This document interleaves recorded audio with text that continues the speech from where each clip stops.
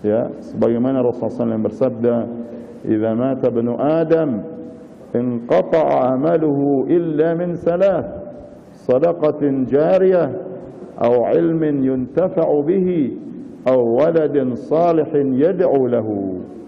Jikalau mati atau wafat seorang anak Adam, seorang manusia, maka terputus semua kesempatan untuk dia beramal. Karena dia sudah mati, tidak ada waktu kesempatan lagi untuk beramal, kecuali dia mendapatkan pahala itu dari 3 hal. Dari 3 hal, walaupun ini bukan batasan.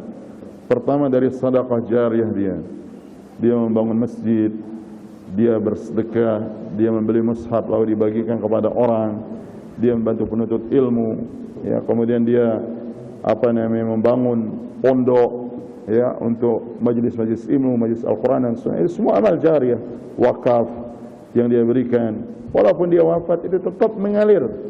Apa yang kita sumbangkan untuk masjid, untuk sarana masjid, atau ke pesantren, atau para penuntut ilmu yang kita biayai, selama dia mengamalkan, mendakwahkan, itu mengalir sebagai amal jariah kita. Atau kita gali sumur untuk kaum muslimin, ya, atau apa saja, wakaf dan sedekah yang dia bermanfaat bagi kaum muslimin, terus akan mengalir pahalanya walaupun kita sudah diwafatkan oleh Allah Subhanahu wa taala. Yang kedua, au ilmin yuntafa'u bihi, atau ilmu yang bermanfaat. Ilmu yang bermanfaat. Orang yang menyampaikan ilmu yang bermanfaat walaupun dia wafat, ya, tetap mengalir kebaikannya, ya, dan pahalanya bagi orang yang pertama kali mengajarkan ilmu itu dari orang-orang yang beramal dengan ilmunya. Ya, betapa besar pahala ganjaran Allah bagi Imam Bukhari rahimahullah. Beliau yang menyusun hadis-hadis yang sahih di Sahih Bukhari yang beliau tulis selama 16 tahun. Dan lebih lagi, ya, beliau 16 tahun beliau tulis itu, sampai kemudian menjadi satu kitab Sahih Bukhari yang dia as-sahhul kutub ba'da kitabillah, kitab yang paling sahih setelah kitab Allah, setelah Al-Quranul Karim. Ya, dan ini ijma' ulama tentang hal tersebut. Dan beliau menyusun itu, menelitinya, memilah antara yang sahih dan tidak sahih dari hadis. Lalu beliau masukkan ke dalam kitab beliau Sahih Bukhari selama 16 tahun, tidak berhenti. Dan beliau menyebutkan, setiap aku selesai mengkaji, memilih mana hadis yang sahih dari Rasulullah SAW tersebut, ya, begitu aku akan masukkan ke dalam kitab Sahih Bukhari atau Al-Jami' As-Sahih yang beliau namakan. Beliau salat istikharah 2 rakaat dulu, ya. Artinya setelah diteliti secara ilmu hadis, kemudian setelah selesai, begitu mau dimasukkan satu hadis Rasulullah SAW dalam kumpulan kitab Al-Jami' As-Sahih yang beliau tulis, beliau istikharah 2 rakaat, salat istikharah 2 rakaat. Setelah dia istikharah baru dia masukkan. Ya. Lebih a'jab, lebih mengagumkan lagi dan besar, dari mana muncul Imam Bukhari diberikan taufik oleh Allah kemudian menyusun kitab Sahih Bukhari selama 16 tahun tanpa henti, tanpa lelah. Itu semua hanya dari perkataan ringkas guru beliau yang mulia, Imam Ishaq ibn Rahawayh, atau ulama hadis mengatakan Imam Ishaq bin Rahuyah rahimahullah rahmatan wasi'ah. Imam Bukhari ketika beliau hadir di majlis gurunya Imam Ishaq bin Rahuyah, ya, beliau mendengar kalimat ringkas dari gurunya. Apa kata Imam Ishaq di majlisnya yang di situ ada Imam Bukhari? Beliau mengatakan, "Lau anna ahadakum ajma'a ma sahha min ahadithi Rasulillah sallallahu alaihi wasallam." Kata Imam Ishaq di majlis beliau yang di situ ada murid-murid beliau, di antara Imam Bukhari. Beliau mengatakan, andaikan ada salah seorang dari kalian yang mengumpulkan hadis-hadis yang sahih dari hadis Rasulullah SAW. Apa kata Imam Bukhari? Perkataan yang ringkas ini, tidak sampai tiga baris mungkin kalau di buku kita yang biasa. Ya 1,5 mungkin, 1,5 baris kalimat ini. Tapi itu menyentuh hati Imam Bukhari, kalimat yang ringkas ini, Lalu beliau mengumpulkan hadis sahih selama 16 tahun. Yang semua apa yang dilakukan oleh Imam Bukhari dan manfaat yang didapatkan oleh kaum muslimin sampai hari ini dan insya-Allah sampai hari kiamat, Imam Ishaq, guru beliau yang sedikit saja dia mengucapkan perkataan itu, dia dapat bagiannya. Apalagi Imam Bukhari. Begitu beliau sampaikan itu Imam Ishaq, apa kata Imam Bukhari di pikiran beliau, di benak beliau, ketika gurunya mengatakan, andaikan ada salah seorang dari kalian yang mengumpulkan hadis-hadis yang sahih dari Rasulullah SAW, apa kata beliau dalam hatinya? Fawaqa'a dzalika fi qalbi. Ucapan yang ringkas itu mengena dan menancap di dalam hati saya. Artinya Allah kasih hidayah dia untuk menulis selama 16 tahun, bukan sesuatu yang mudah. Sekarang kita sekolah, ya, mungkin di ibtidaiyah, mungkin di sanawiyah, kemudian aliyah, ya, itu 6 tahun tambah 3 tahun, hanya 12 tahun. Ya, itu kita belajar. Nah, ini menyusun satu kitab, dan beliau punya kitab yang banyak.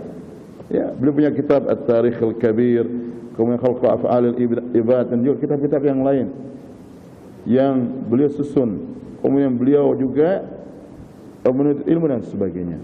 Nah, beliau dengan kalimat yang ringkas dari gurunya ini, itu menyentuh hatinya, dapat hidayah.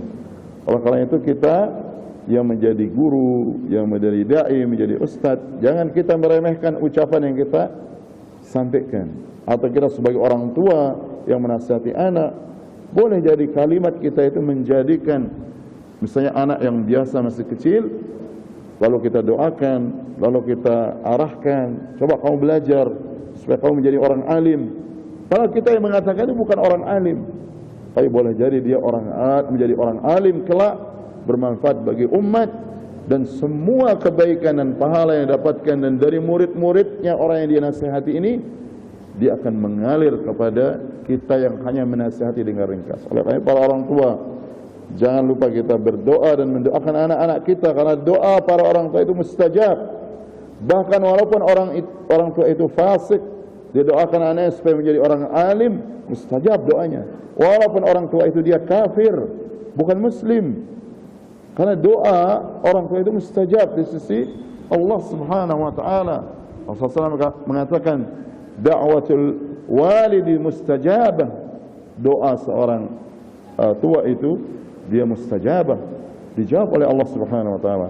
Itu para orang tua jangan hanya berpikir bagaimana mencukupi anak kita makan atau biaya sekolah, itu perlu dilakukan karena itu kewajiban. Tapi lebih penting lagi mendoakan anak kita agar dapat hidayah, agar dia menjadi orang yang saleh, salehah, agar dia menjadi ulama besar. Walaupun kita orang awam, walaupun kita orang biasa, ada sebagian ulama-ulama besar itu orang tuanya orang biasa, tapi karena dia rajin berdoa, karena dia bersungguh-sungguh dalam doa, dan doa orang tua untuk anaknya itu mustajab.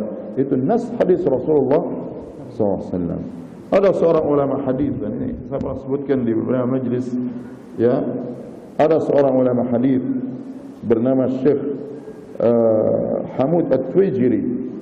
Beliau itu punya anak 40-an lebih, dan semua menjadi syekh, menjadi orang-orang yang berilmu, baik dia laki-laki ataupun perempuan.